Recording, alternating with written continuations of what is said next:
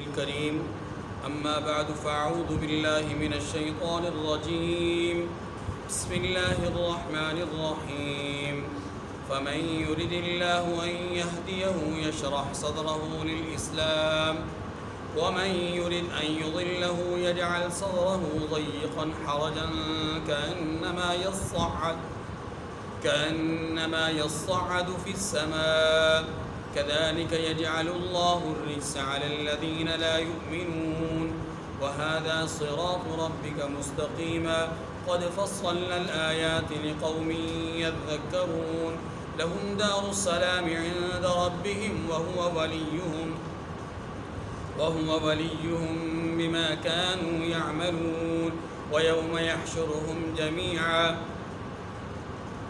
يا معشر الجن قد استكثرتم من الإنس وقال أولياؤهم من الإنس ربنا استمتع بعضنا ببعض وبلغنا أجلنا الذي أجلت لنا قال النار مثواكم خالدين فيها إلا ما شاء الله إن ربك حكيم عليم.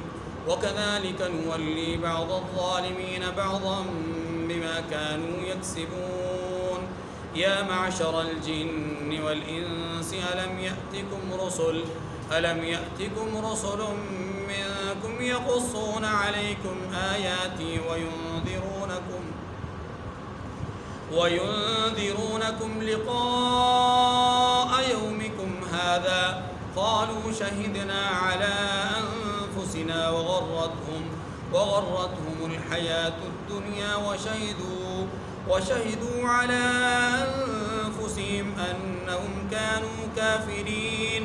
ذلك أن لم يكن ربك مهلك القرى بظلم وأهلها غافلون ولكل درجات مما عملوا وما ربك بغافل عما يعملون.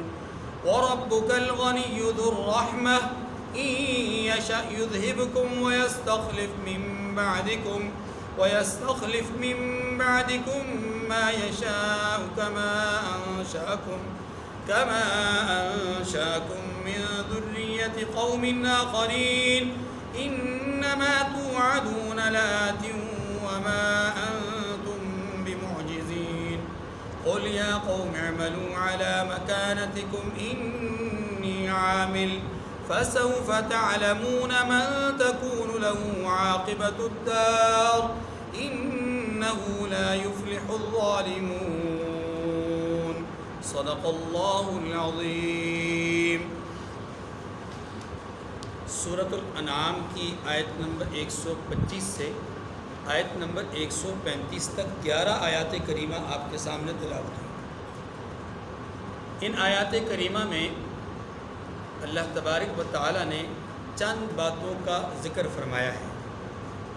ان باتوں کو جاننے اور سمجھنے سے پہلے گزشتہ آیات کا لب لباب ہمارے سامنے ہونا چاہیے. پارے کے آغاز سے ہی بلکہ گزشتہ پارے کے آخری 2 آیات سے ہی اللہ تعالیٰ نے مشرکین کے ان تحفظات کا ذکر کیا ہے جو وہ بطور سوال اور بطور اعتراض مسلمانوں پر اور مسلمانوں کے نبی پر کیا کرتے تھے. قسمیں کھا کر یہ کہنا کہ ہماری مرضی کی آیات آ جانے کے بعد ایمان لائیں گے ورنہ نہیں. ایسے ہی اسلام کے کچھ پاکیزہ احکامات پر ان کا اعتراض کرنا، قرآن مجید کی حقانیت کے اعتبار سے اس کے نزول کا اعتراض کرنا کہ اگر یہ سچا قرآن ہے تو پھر یہ محمد صلی اللہ علیہ وسلم پر کیوں، کسی مالدار صاحب حیثیت صاحب مرتبت اور صاحب مقام آدمی کی طرف کیوں نہیں. اسی طریقے سے اللہ کی بنائی ہوئی چیزوں یا اللہ کے بتائے ہوئے احکامات پر اعتراض کرنا کہ جن جانوروں کو اللہ مار دیں انہیں تم نہیں کھاتے، جن جانوروں کو تم اپنے ہاتھوں سے مار دو انہیں تم کھاتے ہو. یہ کیا فلسفے؟ اس کے تناظر میں اللہ تبارک و تعالیٰ نے 2 قسم کی مثالیں بیان فرمائیں. فرمایا وہ لوگ کہ جن کے دلوں میں کجی ہوتی ہے وہ لوگ مردہ ہوتے ہیں، اور وہ لوگ کہ جن کے دلوں میں کوئی کجی نہیں ہوتی وہ زندہ ہوتے ہیں۔ اس کو یوں بیان کیا گیا کہ جن کے لیے اللہ نے ہدایت کے دروازے کھول دیے اور وہ تاریکیوں سے نکل کر کے روشنیوں میں آ گئے وہ کامیاب، اور جو جن کے لیے ہدایت کے راستے بند رہے ان کی اپنی کارستانیوں کے نتیجے میں تو یہ لوگ ہدایت کی طرف نہ آ سکے، لہٰذا یہ تاریکیوں میں ہی رہے اور یہ ناکام۔ یہ ہے لب لباب گزشتہ آیات کا۔ اب اسی کے تناظر میں یہ سمجھایا گیا کہ ہدایت کی طرف آتا کون ہے اور ہدایت سے رکتا کون ہے، یعنی کسے ہدایت ملتی ہے کسے ہدایت نہیں ملتی۔ اس کے لیے پہلی آیت کریمہ کا ترجمہ پڑھیے، پھر آپ کو بات سمجھ میں آئے گی۔ فَمَن يُرِدِ اللَّهُ أَن يَهْدِيَهُ يَشْرَحْ صَدْرَهُ لِلْإِسْلَامِ، فرمایا تو جس شخص کو اللہ چاہتا ہے کہ ہدایت بخشے اس کا سینہ اسلام کے لیے کھول دیتا ہے۔ وَمَن يُرِدْ أَن يُضِلَّهُ يَجْعَلْ صَدْرَهُ ضَيِّقًا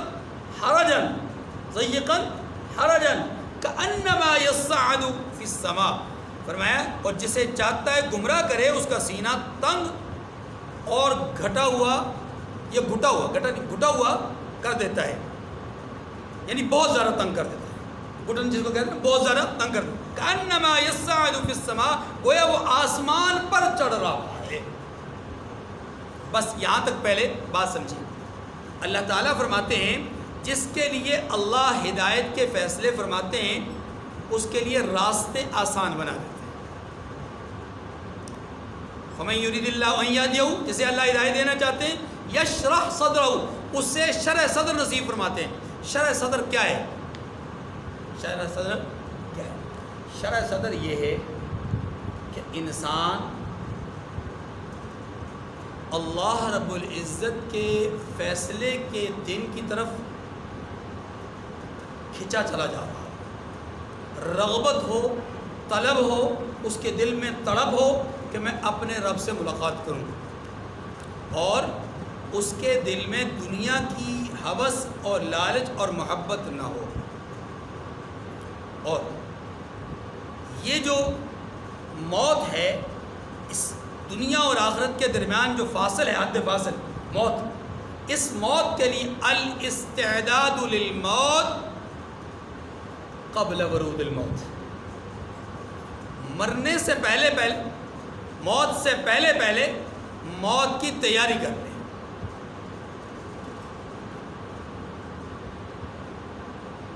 یہ کھینچا چلا جائے آخرت کی طرف، یہ کنارہ کش ہو جائے دنیا سے اس لحاظ سے کہ محبت نہ بیٹھے اس کے دل میں، ورنہ یاد رکھیے دنیا حاصل کرنا، دنیا طلب کرنا، دنیا کی چیزوں کو پانا قطعاً غلط نہیں ہے، قطعاً غلط، بلکہ ہمارے دین نے، ہمارے مذہب نے اس کی تعلیم دی ہے۔ ربنا آتنا فی الدنیا حسنہ وفی الآخرۃ حسنہ، کہ جب بھی ہم اللہ سے مانگیں تو دنیا اور آخرت دونوں کی بھلائیاں مانگیں، دنیا اور آخرت دونوں کی خیریں مانگیں۔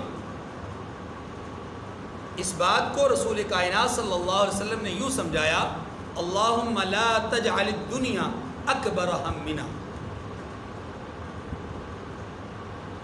یہ اللہ ہماری دنیا کو ہی ہمارے لیے سب کچھ نہ بنا دینا۔ معنی یہ ہے کہ اس دنیا کے اندر رہتے ہوئے ہمارے دل میں ایسی بات نہ ڈال دیجیے گا کہ ہم دنیا کو ہی سب کچھ کرنا سمجھنا شروع ہو جائیں، جیسا کہ کافر سمجھتا ہے، باطل سمجھتا ہے کہ یہ دنیا ہی سب کچھ ہے، دنیا کے بعد کچھ نہیں۔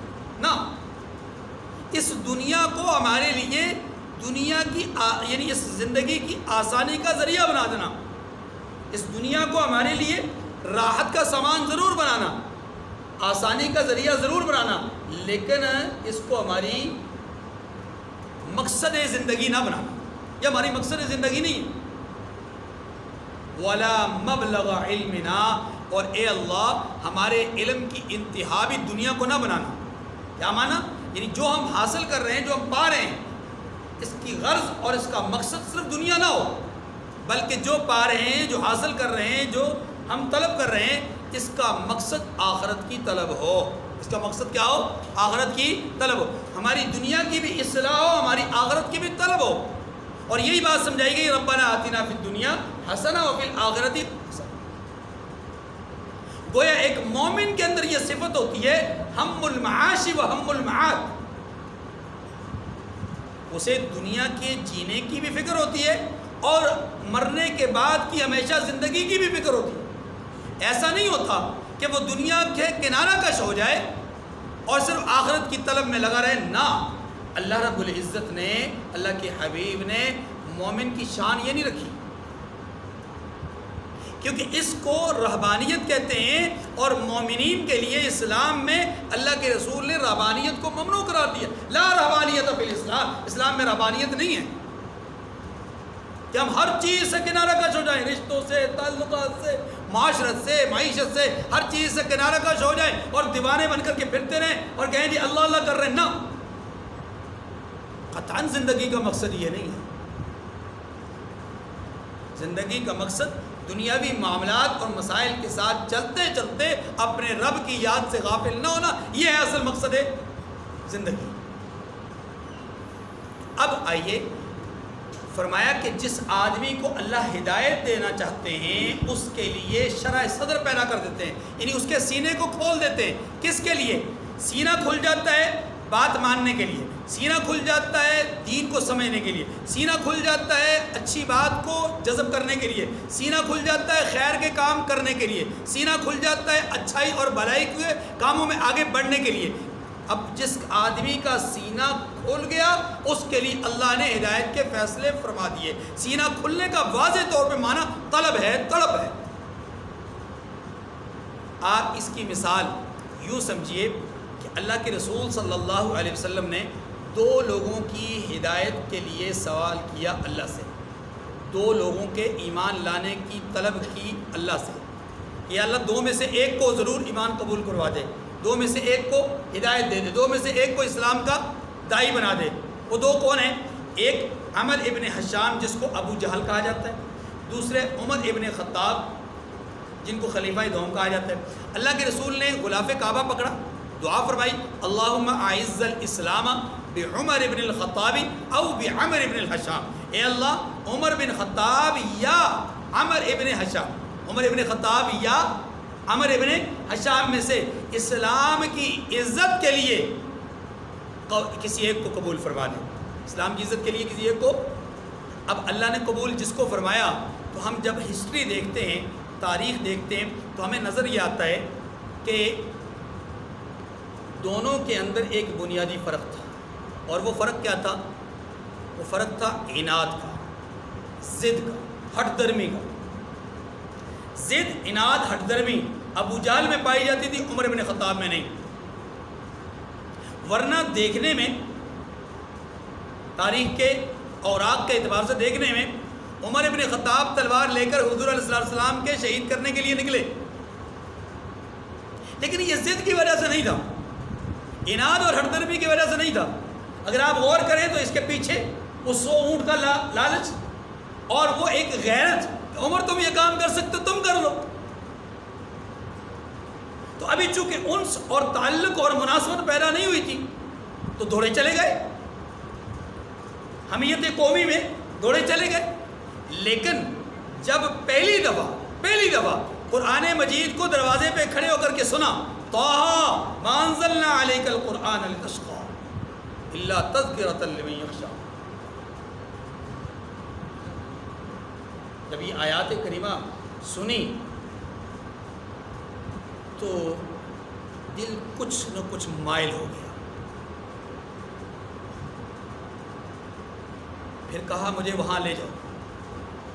دروازے پہ کھڑے ہو کر کے صرف بنبناہٹ کی آواز تھی اور الفاظ نہیں تھے۔ جب اندر گئے اپنا ستم کر دیا اور سارے معاملات کر دیے، پھر پوچھا کیا پڑھ رہے تھے؟ جب ان کے سامنے وہ آیات کریمہ آ گئی اب دل کھینچا چلا گیا۔ ٹھیک ہے، یہاں گویا طلب پیدا ہو گئی۔ کیا ہو گئی؟ طلب پیدا ہوئی، اللہ نے ہدایت دے دی۔ دوسری طرف دیکھیے، ابو جہل ہے، رات کی تاریکی میں کئی دفعہ ایسا ہوا کہ حضور کھڑے ہو کر کے نماز پڑھ رہے ہیں اور یہ تاریکی میں کھڑے ہو کر کے سن رہا ہے، لیکن طلب نہیں پیدا ہوئی، ضد اور عناد پر قائم ہے۔ اسی ضد کا نتیجہ ہے کہ مرتے وقت بھی کیا کہہ رہا ہے، گردن کو ذرا نیچے سے کر کے کاٹنا تاکہ پتہ چلے کہ سردار کی گردن۔ سمجھ لیں، یہ ہے فرق کس چیز کا، طلب اور غیر طلب کا۔ یہی بات یہاں سمجھائی گئی کہ جس کے لیے اللہ ہدایت کے دروازے کھولتے ہیں اسے اللہ طلب نصیب فرماتے ہیں، اس کے لیے شرح صدر پیدا کر، اور جس کے لیے اللہ گمراہی کا فیصلہ کرتے ہیں اس کا سینہ تنگ کر دیتے ہیں۔ سینہ تنگ کیسے ہوتا ہے؟ اذان ہوتی ہے تو کہتے ہیں جی پارلیمنٹ کی مسجد سے جو اذان ہوتی ہے اس سے ہمیں تکلیف ہوتی ہے۔ سنا ہے نا آپ نے ایک محترمہ کا بیان پارلیمنٹ میں کھڑے ہو کر کے بیان کیا کہ جی پارلیمنٹ کی مسجد سے جو آواز آتی ہے اذان کی، یا پارلیمنٹ کے اندر جو اذان ہوتی ہے، بعض اوقات یہ مولوی حضرات اذان دیتے ہیں، تکلیف ہوتی ہے۔ کسی نے کہا تھا یہ کلفٹن میں میری کوٹھی اور میرے بنگلے کے برابر میں مسجد ہے، اس کے اسپیکر بند کروا دیں کیونکہ صبح صبح تکلیف ہوتی ہے۔ یہ ہے سینے کا تنگ کر دینا۔ رب محمد کی قسم، جن لوگوں کے لیے اللہ گمراہی کے فیصلے فرما دیتے ہیں ان کے سینے تنگ ہوتے ہیں، وہ مسجدوں سے تنگ ہوتے ہیں، وہ مدارس سے تنگ ہوتے ہیں، وہ اللہ والوں سے تنگ ہوتے ہیں، وہ داڑھی والوں سے تنگ ہوتے ہیں، صوفیاء سے تنگ ہوتے ہیں، اولیاء اللہ سے تنگ ہوتے ہیں، کیونکہ انہیں یہ لوگ اپنے راستے میں رکاوٹ نظر آتے ہیں، جیسے فرعون کو موسیٰ علیہ السلام اپنے راستے میں رکاوٹ نظر آ رہے ہیں، کیونکہ اسے پتا تھا کہ اگر اس آدمی نے قرار پکڑ لیا، اس آدمی کو کوئی وثوق حاصل ہو گیا تو پھر میری نہیں چلنی۔ یہی حال ان لوگوں کا ہے۔ اچھا جی، مولوی کو زکوٰۃ دیں گے، مولوی کو صدقات دیں گے، مولوی کو فطرانہ دیں گے، مولوی کے کہنے پر چندے جمع کروائیں گے، سب کچھ کریں گے، لیکن مولوی جب کہے گا تو ہم ووٹ دو مولوی کو تاکہ پارلیمنٹ میں اسلام کی بات کریں، پھر کہتے ہیں نہیں مولوی کا کام نہیں ہے۔ یہ ہے وہ چیز، کانما یصعد فی السماء، جس کا دل سینہ تنگ ہو جاتا ہے تو وہ کام کو اپنے اوپر اتنا بوجھ سمجھتا ہے، ہدایت والے کام کو، اچھائی اور خیر کے اور بھلائی کے کام کو اپنے لیے ایسا بوجھ سمجھتا ہے جیسا کوئی آدمی گھاٹی چڑھ رہا ہو، اونچا پہاڑ سر کر رہا ہو، تو اس کو اوپر چڑھتے ہوئے بہت تکلیف ہوتی ہے۔ فرمایا یہ پہاڑ تو پہاڑ ہے، اس کی مثال تو ایسی بن گئی گویا کہ یہ آسمان میں جا رہا ہے، تو جیسے آسمان میں جانا ممکن نہیں، ایسے ہی اس آدمی کا اس تنگی سے باہر نکلنا ممکن نہیں۔ آگے فرمایا کذالک یجعل اللہ الرجس علی الذین لا یؤمنون، اسی طرح اللہ ان لوگوں پر جو ایمان نہیں لاتے عذاب بھیجتا ہے۔ رجس کے 3 معنی ہیں، ایک معنی ہے عذاب بھیجنا، جو لوگ سینہ تنگ کر لیتے ہیں اللہ ان پر عذاب بھیجنے کا فیصلہ فرما لیتے ہیں۔ نمبر 2، رجس کا معنی شیطان ہے، اللہ ایسے لوگوں پر شیطان کو غالب کر دیتے ہیں۔ تیسرا معنی اس کا گندگی ہے، ایسے لوگوں پر اللہ پلیدی اور گندگی کو غالب کر دیتے ہیں۔ وہ پلیدی اور گندگی کیا ہے؟ پلیدی اور گندگی یہ ظاہری گندگی اور غلاظت نہیں ہے، بلکہ یہ وہ گندگی اور پلیدگی ہے جس کو قرآن پاک نے کہا یا ایھا الذین آمنوا انما المشرکون نجس فلا یقربوا المسجد الحرام بعد عامہم ھذا، اب مسجد حرام میں مشرک نہیں آ سکتے کیونکہ یہ پلید ہو چکے ہیں۔ کیسے پلید ہو چکے؟ ان کے جسم تو صاف ستھرے ہیں، اچھا صابن استعمال کرتے ہیں، اچھا جو ہے وہ شیمپو استعمال کرتے ہیں، ہاں جی صبح و شام اپنے آپ کو جو ہے وہ صاف کرتے ہیں، دھوتے ہیں، غسل کرتے ہیں، پھر پلیدی کس چیز کی؟ فرمایا پلیدی کس چیز کی ہے؟ روحانیت کی، روحانی اعتبار سے پلید ہے۔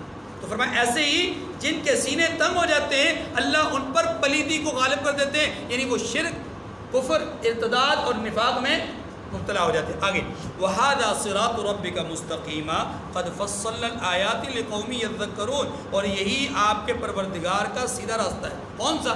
یہ جو بتایا جا رہا ہے، یہ جو دین ہے، یہ جو اسلام ہے جس کی بات ابھی پیچھے چلی ہے کہ اسلام کے لیے اللہ راستہ کو سینہ جو ہے وہ کھول دیتے ہیں، یا اسلام کے لیے اس کا راستہ سینہ تنگ ہو جاتا ہے، ٹھیک ہے؟ تو اسی اسلام کو بتایا گیا کہ یہ اسلام تمہارے پروردگار کی طرف سے سیدھا راستہ ہے۔ قد فصلنا الآیات لقوم یذکرون، جو لوگ غور کرنے والے ان کے لیے ہم نے اپنی آیتیں کھول کھول کر بیان کر دی ہیں۔ آگے لہم دار السلام عند ربہم وہو ولیہم بما کانوا یعملون، یہ لوگ کہ جو اسلام کو اپنا حفظ جاں بنا لیتے ہیں، ہدایت ان کو مل جاتی ہے، فرمایا ان کے لیے ان کے اعمال کے صلے میں پروردگار کے ہاں سلامتی کا گھر ہے اور وہی ان کا دوست دار ہے۔ جنت سلامتی کا گھر ہے۔ کیوں؟ اس لیے کہ جب اہل جنت کی طرف جائیں گے تو ان کو کہا جائے گا، یقولون، فرشتے کہیں گے، سلام علیکم طبتم فادخلوها خالدین، خوشی خوشی آؤ اور اس میں داخل ہو جاؤ، سلامتی ہو تم پر، ادخلوها بسلام آمنین، امن کے ساتھ، سلامتی کے ساتھ اس میں داخل ہو جاؤ۔ اور فرشتے ان کو داخل ہوتے ہی کہیں گے السلام علیکم، السلام علیکم۔ وہاں پر اہل جنت کا بھی ایک دوسرے کے ساتھ جو تکیہ کلام ہوگا وہ سلامتی سلامتی سلامتی ہوگا۔ اور پھر اس جنت کو سلامتی اس لیے بھی کہا جاتا ہے کہ یہاں کسی قسم کی کوئی تنگی نہیں ہے، آٹے کا بحران نہیں ہے، گیس کی کمی نہیں ہے، بجلی کی لوڈ شیڈنگ نہیں ہے، فروٹ میں جو ہے وہ ذخیرہ اندوزی نہیں ہے، ہاں جی، کہ جی اس موسم میں جو فروٹ کا موسم ہے، اس موسم میں چیز جو ہے وہ اس ملک کی ہونے کے باوجود ہمیں مہنگی ترین ملتی ہے۔ کیوں؟ اس لیے کہ یہاں کا اصل مال جو ہے وہ باہر چلا جائے، رہتا ہی کچھ نہیں ہے ہمارے کھانے کے لیے، ہاں جی، تو جو رہتا ہے اس کو مہنگے داموں فروخت کیا جاتا ہے، ہاں جی، ہمارا ہی چاول ہمارے ہی ملک میں، ہمارے ہی شہر میں مہنگا ترین بکتا ہے، وہاں ایسا نہیں ہوگا، وہاں ہر چیز کی سلامتی ہوگی، پھر کسی بندوق کی گولی کا خوف نہیں ہوگا، کسی بم دھماکے کا خوف نہیں ہوگا، اور کسی مسٹر اور ملا کے فرق کا خوف نہیں ہوگا، اور اسی طریقے سے کسی مسلک اور فرقے کا خوف نہیں ہوگا، کسی طرح کا کوئی خوف نہیں، سلامتی سلامتی ہے۔ اس لیے اس کو سلامتی کا گھر کہا گیا۔ وَيَوْمَ يَحْشُرُهُمْ جَمِيعًا يَا مَعْشَرَ الْجِنِّ قَدِ اسْتَكْثَرْتُمْ مِنَ الْإِنسِ وَقَالَ أَوْلِيَاؤُهُم مِّنَ الْإِنسِ رَبَّنَا اسْتَمْتَعَ بَعْضُنَا بِبَعْضٍ وَبَلَغْنَا أَجَلَنَا الَّذِي أَجَّلْتَ لَنَا۔ اس آیت کریمہ میں اللہ نے قیامت کے دن کا ایک منظر بیان کیا ہے، اور اگلی آیات میں دوسرا منظر ہے۔ یہ پہلا منظر ہے، پہلے منظر کو پہلے پڑھ لیجئے۔ پہلا منظر کیا ہے کہ اللہ اس آیت کریمہ میں اہل جنات کو خطاب فرما رہے ہیں قیامت والے دن۔ اس سے پہلے انسانوں کو بھی اللہ نے خطاب کیا ہے سورہ یاسین میں، الم اعہد الیکم یا بنی آدم اللہ تعبدوا الشیطان، اے انسانوں کیا میں نے تم سے عہد نہ لیا تھا کہ شیطان کی عبادت نہ کرنا؟ وہاں انسانوں کو خطاب، یہاں پر جنات کو خطاب ہے، کیونکہ دونوں ہی کا مقصود تخلیق کیا ہے؟ اللہ کی عبادت۔ وما خلقت الجن والانس الا لیعبدون، فرمایا ویوم یحشرہم جمیعا، اور جس دن وہ سب انس و جن کو جمع کرے گا، یعنی اللہ جس دن جمع کریں گے۔ دیکھیے جنت کو اپنا قیامت کے دن کو یوم حشر یا یوم محشر کہتے ہیں۔ یہ محشر میدان حشر ہے، یعنی جمع ہونے کی جگہ ہے، اس لیے اس کو یوم حشر بھی کہتے ہیں، لیکن اس کو یوم الفصل بھی کہتے ہیں۔ کیوں؟ اس لیے کہ اس دن جب سب لوگ جمع ہو جائیں گے تو پھر دو الگ الگ فرقے بنا دیں گے اللہ، ایک فرقہ جنت والوں کا، ایک فرقہ جہنم والوں کا۔ ملا عبد الحکیم سیالکوٹی رحمۃ اللہ علیہ سے کسی نے پوچھا تھا، حضرت آپ کا خاندان کیا ہے؟ کہا کل بتاؤں گا۔ اگلے دن کیا بتایا؟ تفصیلی واقعہ ہے لیکن میں اگلے دن کیا بتایا؟ کہا جی پورا قرآن مطالعہ کر لیا لیکن پورے قرآن میں مجھے دو ہی خاندان نظر آئے، ایک جنتیوں کا خاندان، ایک جہنمیوں کا خاندان۔ مجھے معلوم نہیں کہ میں جنتی خاندان میں سے ہوں یا جہنمی خاندان میں سے ہوں۔ اگر مولویوں تمہیں معلوم ہے، درباریوں تمہیں معلوم ہے، اے چودھریوں وڈیروں تمہیں معلوم ہے کہ میں کس خاندان سے تعلق رکھتا ہوں، مجھے بتا دو۔ میں نے تو مطالعہ کیا، مجھے تو پتہ نہ چل سکا کہ میں کس سے ہوں، کہ اس کا فیصلہ تو اللہ نے کرنا ہے۔ قرآن نے دو ہی خاندان بتلائے، ٹھیک ہے جی۔ فرمایا وَيَوْمَ يَحْشُرُهُمْ جَمِيعًا، قیامت کے دن اللہ سب کو جمع کریں گے، یا معشر الجن، پھر جمع کر کے جنات کو خطاب کیا جائے گا، قَدْ اسْتَكْثَرْتُم مِّنَ الْإِنسِ، کہ تم نے بہت سارے انسانوں سے فائدے حاصل کیے۔ کیا معنی؟ اس کا معنی یہ ہے کہ اے جنات کے گروہ، تم نے بہت سارے انسانوں کو گمراہ کیا ہے۔ ان جنات سے مراد کیا ہے؟ شیاطین، وہ جنات کہ جو شیاطین ہیں۔ جنات کی بھی دو قسمیں ہیں۔ حضرت آدم علیہ السلام کی تخلیق سے پہلے علماء لکھتے ہیں آدم علیہ السلام کی تخلیق سے 2000 سال پہلے اللہ تعالیٰ نے جنات کو پیدا کیا تھا۔ یہ بہت پہلے کی مخلوق ہے، اور جیسے انسانوں میں اچھے اور برے ہوتے ہیں ایسے ہی جنات میں بھی اچھے اور برے۔ ہاں، جنات میں باقاعدہ مستقل جنات کے اندر سے کوئی نبی نہیں پیدا ہوا۔ جنات ہر زمانے میں ہر نبی کی دعوت پر لبیک کہنے کے پابند تھے، جیسا کہ قرآن پاک نے سورہ احقاف میں، سورۃ الجن میں اس بات کی وضاحت فرمائی ہے، اور سعودیہ میں وہ مقام بھی موجود ہے جس کو مقام الجن کہا جاتا ہے، اور وہاں مسجد جن بھی ہے، ٹھیک ہے، جہاں بنائی گئی ہے ایک علامت اور نشانی کے طور پر. کیوں؟ اس لیے کہ یہاں اس موقع پر اللہ کے رسول صلی اللہ علیہ وسلم نے جنات کے اجتماع سے خطاب فرمایا تھا. تو جنات میں اچھے اور برے ہوتے ہیں، گویا ان کے اچھے شیطان ہیں، ان کے اچھے جو ہے وہ نیک اور صالح ہیں، اور ان کے برے کیا ہیں؟ شیاطین. تو فرمایا گیا ہے کہ اے جنات کے گروہ، یعنی اے شیطانوں، تم نے بہت سارے انسانوں کو گمراہ کیا ہے. وَقَالَ أَوْلِيَاءُ مِنَ الْإِنسِ، اچھا جو ان شیاطین کے دوست انسان ہوں گے نا، یعنی دنیا میں جنہوں نے ان شیاطین کی پیروی کی ہوگی، بات مانی ہوگی، ظاہر ہے وہ ان کے دوست ہیں. قرآن نے کہا ہے اولئک حزب الشیطان، یہ شیطان کی جماعت ہے. تو ظاہر ہے جو جس جماعت سے تعلق رکھتا ہے اس جماعت کے دوست ہوتے ہیں، اس قائد اور اس لیڈر کے دوست ہوتے ہیں. ٹھیک ہے نا جی. تو فرمایا کہ یہ جو شیاطین کے دوست ہوں گے دنیا میں، یہ اس وقت قیامت کے دن کہیں گے کیا؟ ربنا استمتع بعضنا ببعض وبلغنا اجلنا الذی اجلتنا. اس جملے کو سمجھنے سے پہلے ذرا ایک بات سمجھیے گا. یہ جو شیاطین کے دوست انسان ہوں گے نا، اس وقت اصل میں معافی مانگنا چاہ رہے ہوں گے. کیا کرنا چاہ رہے ہوں گے؟ معافی مانگنے کے لیے پہلے تھوڑی سی تمہید باندھیں گے. تمہید کیا باندھیں گے؟ یا اللہ، باقی ہم نے دنیا میں ایک دوسرے کی بات مانی ہے، گمراہ ہوئے ہیں، مطلب غلطیاں کی ہیں، ہم نے کوتاہیاں کی ہیں اور اس طرح کے معاملات کیے ہیں، اور اس وقت تو ہمیں سمجھ نہیں تھی. ہاں ہم بھول بھلکڑ ہو چکے تھے، ہاں. اور اب جب ہم تیرے مقرر کردہ دین کو اپنی آنکھوں سے دیکھ چکے نا تو یقین ہو گیا ہے. یقین ہے. اب اتنی بات کریں گے نا، اب آگے اصل میں کہنا کیا چاہتے تھے؟ کہنا یہ چاہتے تھے پروردگار معاف کر دے.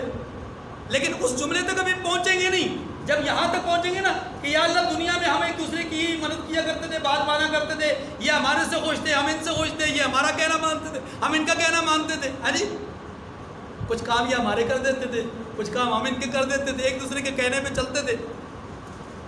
یہ کہتے تھے کہ فلاں کام غلط کر لو، بدھ کے سامنے پوجا کر لو، فلاں کر لو، فلاں، ہم دوڑے چلے جاتے تھے. اور ہمارے اس طرح کرنے سے ان کے دل خوش ہوتے تھے، تو گویا ان کو فائدہ ہم پہنچاتے تھے، ہمیں فائدہ یہ پہنچاتے. بات سمجھ رہے ہیں؟ اچھا، اب جب اس منزل مقصود تک ہم پہنچ گئے، یعنی اس مقررہ دن تک ہم پہنچ گئے، تو پروردگار ہمیں حقیقت نظر آ گئی کہ ہم تو غلطی پر تھے، ہم تو غلطی پر ہیں. اب اگلی بات کرنا ہی چاہ رہے تھے کہ یا اللہ معاف کر دے، یا اللہ معاف کر دے. اللہ کیا فرمائیں گے؟ قال النار مثواکم. اگلی بات نہ کرنا، ٹھکانہ تمہارا جہنم ہے، ٹھکانہ تمہارا یہ ہے بات. اب دیکھیے ترجمہ، دیکھیے اب آپ کو ترجمہ آسانی سے سمجھ میں آئے. تو جو انسانوں میں ان کے دوست دار ہوں گے وہ کہیں گے کہ پروردگار ہم ایک دوسرے سے فائدہ اٹھاتے رہے اور آخر اس وقت کو پہنچ گئے جو آپ نے ہمارے لیے مقرر کیا تھا. اگلی بات ابھی نہیں کہیں گے کہ قال النار مثواکم. اللہ فرمائے گا اب تمہارا ٹھکانہ دوزخ ہے، خالدین فیہا، ہمیشہ اس میں جلتے رہو گے، الا ما شاء اللہ، مگر جو خدا چاہے. کیا معنی؟ معنی اس کے دو ہیں. ایک معنی یہ ہے، توجہ کیجیے گا، اس کا ایک معنی یہ ہے کہ تم میں سے جس کو اللہ معاف کرنا چاہے اس کی مرضی ہے، اس کو پوچھ نہیں سکتا. الا ماشاء اللہ کا ایک معنی. لیکن اس کا ایک دوسرا معنی جو کہ بہت سارا علماء نے ترجیحاً اس کو پسند کیا ہے، اور وہ کیا ہے؟ وہ یہ ہے کہ دوزخ کے اندر عذاب دو طرح کا ہے. دوزخ کے اندر عذاب، ایک عذاب حریق ہے، ایک عذاب زمہریر ہے. کیا مطلب؟ ایک عذاب وہ ہے کہ جس میں جلن ہوگی، جلایا جائے گا، اور ایک عذاب وہ ہے کہ جس میں بہت زیادہ شدت ٹھنڈ کی وجہ سے تڑپایا جائے گا. زمہریر قرآن پاک نے کہا.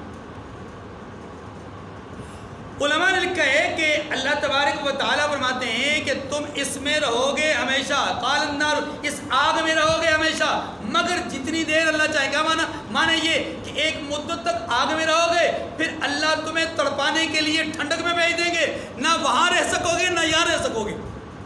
اسے کہتے ہیں لا یموت فیہا ولا یحیا، نہ زندہ رہ سکتے ہیں نہ مر سکتے ہیں. ٹھیک ہے جی.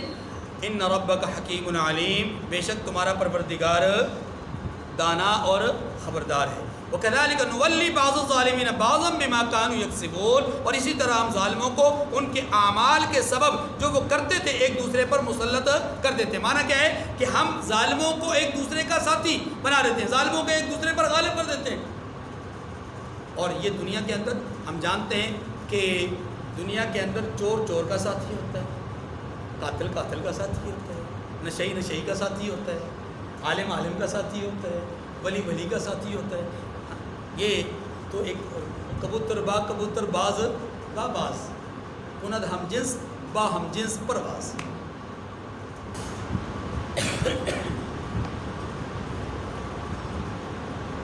جنات اور انسان دونوں کی تخلیق کا مقصد اللہ کے ہاں اس کی عبادت ہے۔ وَمَا خَلَقْتُ الْجِنَّ وَالْإِنسَ إِلَّا لِيَعْبُدُونَ۔ قرآن پاک کی اس آیت یعنی آیت نمبر 130 سے 135 تک 6 آیات میں جنات اور انسان دونوں کو خطاب کیا گیا ہے، اور یہ خطاب قیامت کے دن کا ہے کہ قیامت کے دن اللہ تبارک و تعالیٰ کی طرف سے ان دونوں گروہوں کو خطاب کر کے پوچھا جائے گا کہ کیا تمہارے پاس رسول نہ آئے تھے جو تمہیں ہماری آیات پڑھ کر سناتے، ہماری باتیں بتاتے اور تمہیں آخرت کے دن سے ڈراتے؟ تو جواباً تمام انسان اور تمام جنات اس وقت اظہار کریں گے اس بات کا کہ یا اللہ آئے تھے، انہوں نے ہمیں سمجھایا، بتایا، ڈرایا، لیکن ہم غفلت میں پڑے ہوئے تھے اور ہم نے ہی کفر کیا۔ جو کافر اس دنیا میں ہوں گے وہ تمام کے تمام جواب دیں گے، چاہے وہ انسانوں میں سے ہوں چاہے جنات میں سے ہوں۔ اللہ تبارک و تعالیٰ نے اس بات کو بیان کر کے پھر دنیاوی ایک ضابطہ بیان فرمایا یہ قیامت کے دن اقبال جرم کریں گے، اعتراف گناہ کریں گے، لیکن تب ان کا اعتراف کرنا، ان کا اقبال جرم کر لینا ان کی نجات کا ذریعہ نہیں بنے گا، بخشش نہیں ہوگی، گرفت اللہ کی گرفت میں آ جائیں گے۔ دنیا کے اندر اللہ نے ایک ضابطہ بیان فرمایا اللہ تبارک و تعالیٰ نے اس دنیا میں جنات اور انسانوں کی ہدایت کے لیے جتنے اسباب اللہ کی منشا کے مطابق ضروری تھے وہ اللہ نے پورے کیے۔ کیوں؟ اس لیے کہ تاکہ کوئی انسان کوئی جن قیامت کے دن یہ نہ کہہ سکے کہ پروردگار ہمارے پاس آیا ہی کوئی نہیں تھا۔ اللہ پاک فرماتے ہیں ہم نے اتمام حجت کر لی۔ دو باتیں ہو گئیں، پہلی بات جنات اور انسانوں کو خطاب قیامت کے دن، اور دوسری بات اللہ نے ایک ضابطہ بیان فرمایا۔ تیسری بات یہ ہے کہ اللہ رب العزت نے یہ ارشاد فرمایا کہ میں گناہوں پر پکڑنے کے اعتبار سے لوگوں کو بہت جلد پکڑ سکتا ہوں لیکن پکڑتا نہیں، اتمام حجت پوری کرتا ہوں۔ تیسری بات یہ ارشاد فرمائی کہ وَرَبُّكَ الْغَنِيُّ ذُو الرَّحْمَةِ، کہ تمہارا رب بے نیاز بھی ہے اور رحمت والا بھی ہے۔ کیا مطلب یہ کہ تمہارا رب محتاج نہیں ہے۔ کسی کے ذہن میں شاید یہ بات آ جائے کہ اللہ اپنی عبادت اس لیے کروانا چاہتے ہیں کہ اس کو بندوں کی عبادت کی ضرورت ہے، اللہ اپنی پرستش اس لیے کروانا چاہتے ہیں کہ شاید اس کو ضرورت ہے۔ تو جواباً اللہ نے فرما دیا مجھے ضرورت نہیں۔ دنیا کے اندر سرمایہ دار کو غریب کی ضرورت ہے، مزدور کی ضرورت ہے، مزدور کو سرمایہ دار کی ضرورت ہے، زمین کو زندگی کے لیے کاشتکار کی ضرورت ہے، کاشتکار کو اپنے وسائل کے لیے زمین کی ضرورت ہے، ہر چیز دوسری چیز کی، چاہے وہ جاندار ہے چاہے بے جان ہے، ہر ایک کو دوسری کی ضرورت ہے۔ لیکن اللہ فرماتے ہیں مجھے نہیں ضرورت، میں بے نیاز ہوں۔ ہاں، میری بے نیازی کے ساتھ ساتھ دوسری صفت یہ بھی ہے کہ میں رحمت والا بھی ہوں۔ کیا معنی یہ کہ بے نیاز ہونے کے باوجود میں پھر بھی اپنے بندوں پر رحمت کا معاملہ کرتا ہوں، دنیا میں بھی کرتا ہوں، آخرت میں بھی کروں گا۔ یہ تیسری بات۔ چوتھی اور آخری بات وہ یہ ہے، اللہ رب العزت نے یہاں پر ایک دھمکی دی ہے، وارننگ دی ہے، اور وہ کیا ہے کہ اے میرے بندو، شرک سے، ظلم سے، کفر سے، معصیت، نافرمانی سے باز آ جاؤ، ورنہ تمہیں ختم کر کے دوسروں کو لے آؤں گا، اور یہ میرے لیے کوئی مشکل کام نہیں۔ چلیے جی دیکھیے، یا معشر الجن والانس الم یأتکم رسل منکم یقصون علیکم آیاتی وینذرونکم لقاء یومکم ھذا، اے جنوں اور انسانوں کی جماعت، کیا تمہارے پاس تمہیں میں سے پیغمبر نہیں آتے رہے جو میری آیتیں تم کو پڑھ کر سناتے اور اس دن کے سامنے موجود ہونے سے ڈراتے تھے؟ اس دن، قیامت کے دن چونکہ خطاب ہوگا نا، فرمایا اس دن کے موجود، یعنی اس دن کے آنے سے ڈراتے نہیں تھے؟ یقیناً ڈراتے تھے۔ اچھا جی، یہاں پر آگے چلنے سے پہلے سمجھ لیجئے، قرآن پاک کہتا ہے کہ کیا تمہارے پاس تمہیں میں سے پیغمبر نہیں آتے رہے؟ اس سے بظاہر یہی معلوم ہوتا ہے کہ جنات اور انسان دونوں گروہوں میں الگ الگ پیغمبر آئے، ٹھیک ہے؟ اس سے یہی معلوم، اس کے حوالے سے وضاحت تھوڑی سی سمجھ لیجئے۔ ایک قول یہ ہے کہ آدم علیہ السلام کی تخلیق سے پہلے جو 2000 سال پہلے جنات پیدا کیے گئے، ان 2000 سالوں میں اللہ تعالیٰ نے جنات کی طرف مستقل رسول بھیجے فرشتوں کے ذریعے سے، یہ ایک قول ہے، یہ لہذا یہ بات، یہ جملہ درست ہے۔ دوسرا قول یہ ہے کہ آدم علیہ السلام سے لے کر کے جناب محمد رسول اللہ صلی اللہ علیہ وسلم تک تمام انبیاء انسان ہوئے ہیں، لہذا انبیاء اور رسول انسانوں میں سے ہی ہوئے ہیں، جنات میں سے نہیں ہوئے۔ تو تب اس جملے کا مطلب کیا ہوگا؟ تو علماء نے لکھا ہے کہ اس جملے کا مطلب یہ ہوگا کہ رسول بالذات نہیں آئے بلکہ بالواسطہ رسول آئے، اور بالواسطہ رسول کا معنی کیا ہے؟ ان کو ہم اصطلاح میں منذر کہتے ہیں، ڈرانے والے۔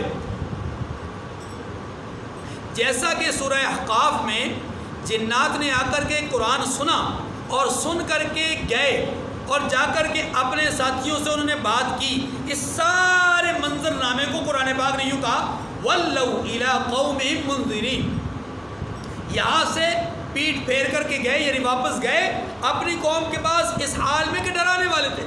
گویا یہ رسول نہیں ہے، رسول کی وساطت سے وہی تعلیم، وہی کتاب، وہی سبق اپنی قوم کو بتانے والے ہیں بواسطہ رسول۔ تو ایسے لوگوں کو کیا کہا جائے گا؟ منذر کہا جائے گا، رسول نہیں کہا جائے گا۔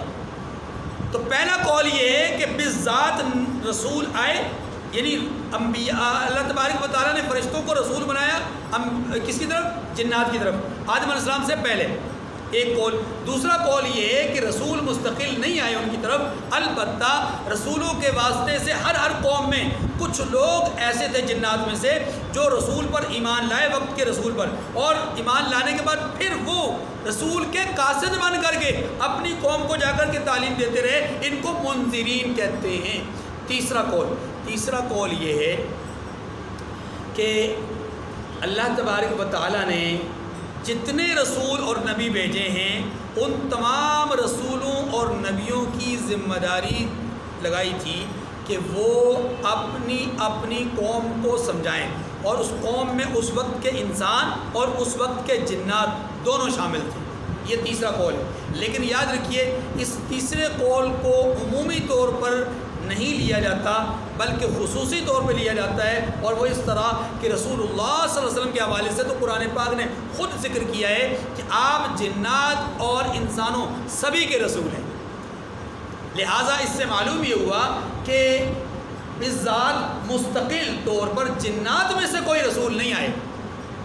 اگر جنات کی طرف کوئی رسول آئے بھی تو وہ فرشتوں کے ذریعے سے، یا نمبر 2 رسولوں کے قاصد کے ذریعے سے، اور نمبر 3 خود رسول اللہ صلی اللہ علیہ وسلم۔ لیکن چونکہ یہ سارے کے سارے جنات سے تعلق نہیں رکھتے تھے، اس لیے معلوم یہ ہوا کہ خود جنات میں سے کوئی رسول۔ اب آخری اور فائنل بات، اور وہ یہ ہے کہ پھر اللہ نے کیوں دونوں کو جمع کر کے کہا کہ تم میں سے رسول آئے؟ اس کا جواب یہ ہے اس کا آخری جواب یہ ہے کہ اللہ تعالیٰ نے چونکہ دو گروہوں کو مخاطب کیا تو ان دو گروہوں میں سے جو افضل گروہ ہے وہ انسان ہے، تو انسانوں کو بنیاد بنا کر کے جنات کو ان کے تابع رکھ کر کے یہ کہہ دیا گیا کہ تمہارے پاس کیا رسول نہیں آئے تھے؟ کہا تو بنیادی طور پر انسانوں کو کہا گیا، لیکن اس کے ضمن میں جنات بھی شامل ہیں، جنات بھی، جیسا کہ قرآن پاک کا ایک عام اسلوب ہے یا ایھا الذین آمنو کہتا ہے، تو اس میں صرف مرد نہیں ہوتے بلکہ عورتیں بھی شامل ہوتی ہیں نا جی، اسی تو آگے چلیے، قالوا شہدنا، جب اللہ پوچھیں گے کہ کیا تمہارے پاس رسول نہ آئے تھے اس دن کے اعتبار سے ڈراتے ہوں یا میری آیتیں تم کو پڑھ پڑھ کر سناتے رہے، کیا ایسا نہیں ہوا؟ جواب دیں گے شہدنا علی انفسنا، پروردگار ہمیں اپنے گناہوں کا اقرار ہے، یعنی ہم اپنے آپ پر گواہی دیتے ہیں کہ واقعی آئے تھے۔ وغرتہم الحیات الدنیا، اور ان لوگوں کو دنیا کی زندگی نے دھوکے میں ڈال رکھا تھا، یہ اللہ بات کر رہے ہیں۔ وشہدوا علی انفسہم، اور اب خود اپنے اوپر گواہی دے رہے ہیں کس بات کی؟ کہ انہم کانوا کافرین، کہ وہ کفر کرتے تھے، قیامت کے دن گواہی دیں گے۔ اللہ پاک فرماتے ہیں ذالک ان لم یکن ربک مہلک القری بظلم واہلھا غافلون، یہ جو پیغمبر آتے رہے اور کتابیں نازل ہوتی رہیں تو یہ اس لیے کہ تمہارا پروردگار ایسا نہیں ہے کہ بستیوں کو ظلم سے ہلاک کر دے، یعنی بستی والوں کو ان کے ظلم کی وجہ سے اچانک ہلاک کر دے بغیر کسی منذر کے بھیجے ہوئے، بغیر کسی رسول اور پیغمبر کے بھیجے ہوئے، نہیں، اللہ نے پہلے تمام حجت کیا، پھر نہ ماننے کی صورت میں پھر اللہ نے بستیوں کو ہلاک کیا، اور وہاں کے رہنے والوں کو کچھ خبر بھی نہ ہو۔ اللہ ایسا نہیں کرتے، اللہ ایسے، بلکہ اللہ پورا کا پورا پہلے انتظام فرماتے ہیں۔ اچھا، اس کے بعد فرمایا وَلِكُلٍّ دَرَجَاتٌ مِّمَّا عَمِلُوا وَمَا رَبُّكَ بِغَافِلٍ عَمَّا يَعْمَلُونَ، اور سب لوگوں کے بلحاظ اعمال، یعنی بلحاظ اعمال کے اعتبار سے سبھی لوگوں کے درجے اللہ نے مقرر کیے ہیں۔ وَمَا رَبُّكَ بِغَافِلٍ عَمَّا يَعْمَلُونَ، اور جو کام یہ لوگ کرتے ہیں اللہ اس سے بے خبر۔ وَرَبُّكَ الْغَنِيُّ ذُو الرَّحْمَةِ، اور آپ کا پروردگار بے نیاز ہے اور صاحب رحمت ہے۔ إِن يَشَأْ يُذْهِبْكُمْ وَيَسْتَخْلِفْ مِن بَعْدِكُم مَّا يَشَاءُ كَمَا أَنشَأَكُم مِّن ذُرِّيَّةِ قَوْمٍ آخَرِينَ، اس جملے کو اگلے جملے کے ساتھ ایڈ کر کے یوں پڑھیں، توجہ، آپ کا رب بے نیاز ہے لیکن رحمت والا ہے۔ تم جو ظلم کر رہے ہو، کفر کر رہے ہو، تقاضا تو یہ ہے کہ تمہیں فوراً مٹا دیا جائے، اور تمہاری اللہ کو ضرورت بھی نہیں ہے، اللہ تمہارا محتاج بھی نہیں ہے، چاہے تو اللہ ایسا کر سکتا ہے تمہیں مٹا دے، ختم کر دے، لیکن اللہ فرماتے ہیں اللہ ایسا کرتا نہیں، مہلت دیتا ہے، یہ اس کی رحمت کا تقاضا ہے۔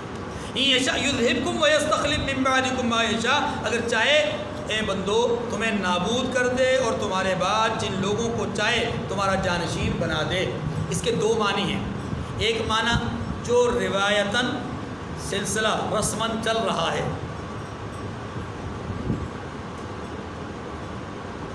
نسب در نسب چل رہا ہے، ایک تو یہ معنی بھی ہے کہ اللہ تمہیں مٹا کر کے، تمہیں فنا کر کے نئےوں کو تمہاری جگہ پہ لا کر رکھا ہے۔ دیکھیں نا، کبھی اس زمین کے وارث پتہ نہیں کون سے سیال تھے،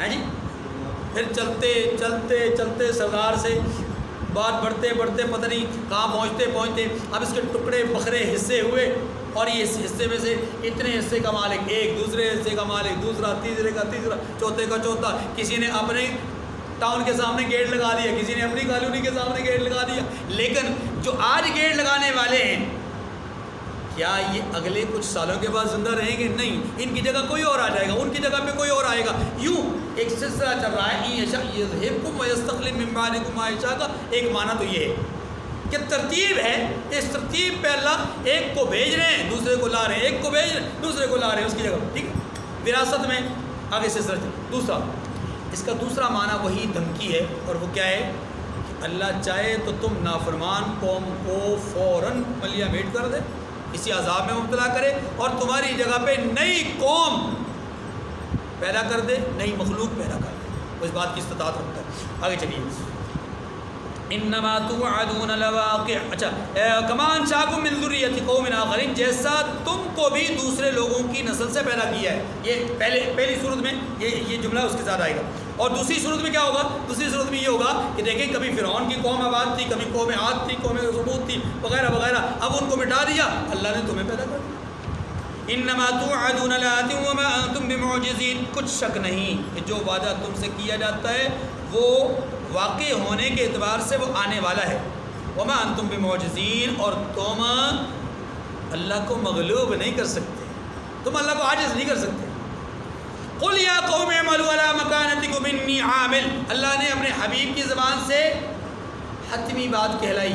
اے مشرکین مکہ، تم سوالات کرتے ہو، تحفظات بیان کرتے ہو، طرح طرح کے اعتراضات کرتے ہو، سن لو کان کھول کے یہ بات۔ یا قوم اعملوا علی مکانتکم، کہہ دیجیے آپ کہ تم اپنی جگہ پر عمل کیے جاؤ، انی عامل، میں اپنی جگہ پہ عمل کیے جاتا ہوں، تم اپنا کام کرو میں اپنا کام کرتا ہوں۔ فسوف تعلمون، ان قریب دیکھ لیں، ان قریب تم بھی دیکھ لو گے کیا کہ من تکون له عاقبۃ الدار، یہ جو تم دنیا میں کہتے ہو نا ہمیں جب تک نبوت نہیں ملے گی ہم نہیں مانیں گے کیونکہ ہم مالدار ہیں، تو سنو مالداری کامیابی نہیں ہے، ان قریب تم جان لو گے من تکون له عاقبۃ الدار، کہ آخرت میں جنت کس کا گھر ہوگا، یعنی آخرت کس کی ہوگی، معنی یہ آخرت میں کامیاب کون ہوگا یہ ان قریب تم جان لو گے۔ انہ لا یفلح الظالمون، کچھ شک نہیں ہے کہ مشرک نجات نہیں پانے والے۔ وآخر الدعوانا ان الحمد للہ رب العالمین۔